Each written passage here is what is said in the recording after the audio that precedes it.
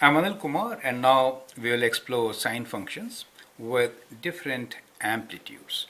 So let me start with the basic sine function, which has an amplitude of 1, right? So let me sketch one, and then we'll further change the amplitude, make different figures, and then work out. So in this particular video, we are only going to work with one cycle of our function, okay? We know it's periodic, it repeats, but we'll work only with one cycle. And remember, it could be in degrees or in radians. So I might use one unit somewhere and the other unit at other places. So let me begin by using 2 pi as the time period. So it becomes radians.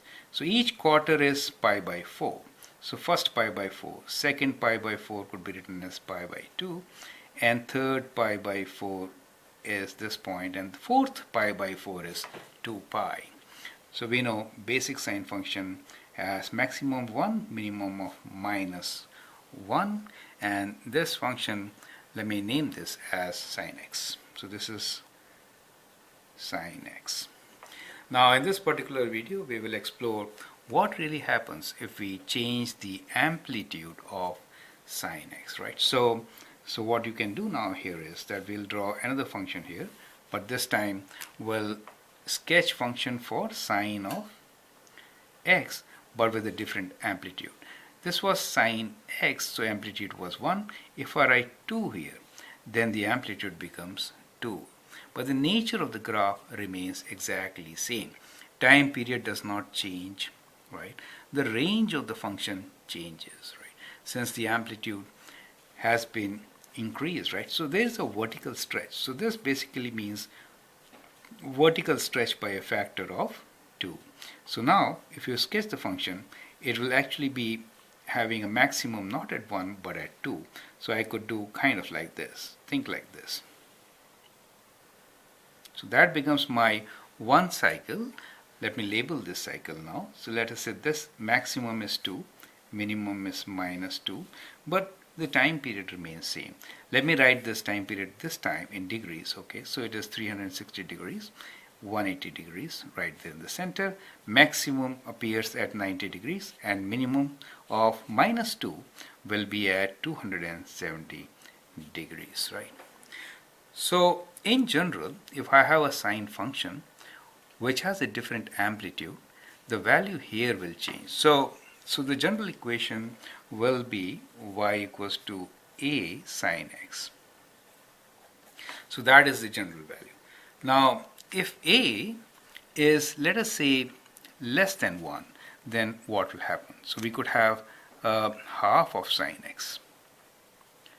Now if I have to sketch half of sine x, in that case we are just considering, as I said, one wave, right? So the wave will be vertically compressed and we could have a wave kind of like this, right? You will notice that the time period always remains same, that is, it is 0 to 2 pi, pi in the center. However, the maximum and minimum values become half and minus half. You get the point. So this value of a in general will give you the amplitude. Perfect.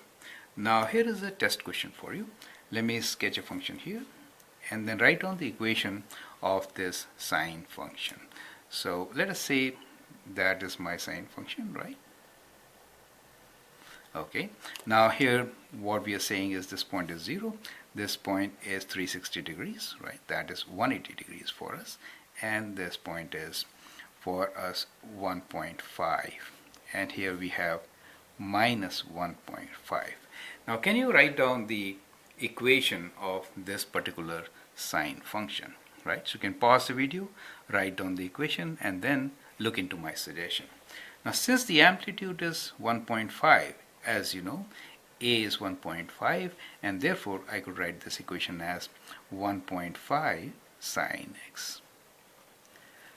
That is how it is, correct? So the amplitude really is the stretch factor on the sine function. So what we learned here is that a, if it is greater than 1, then we say we have a vertical stretch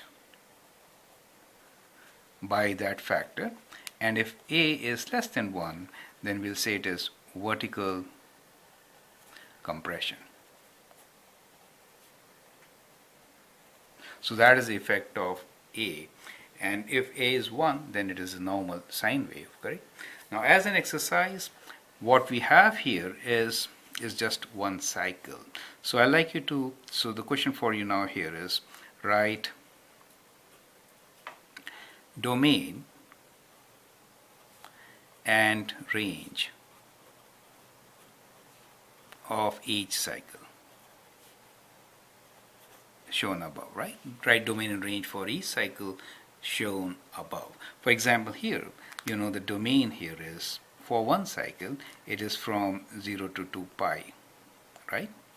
As far as the range is concerned for this function, it is from -1 to 1, correct? So likewise, you can write domain and range for each one of these sine functions.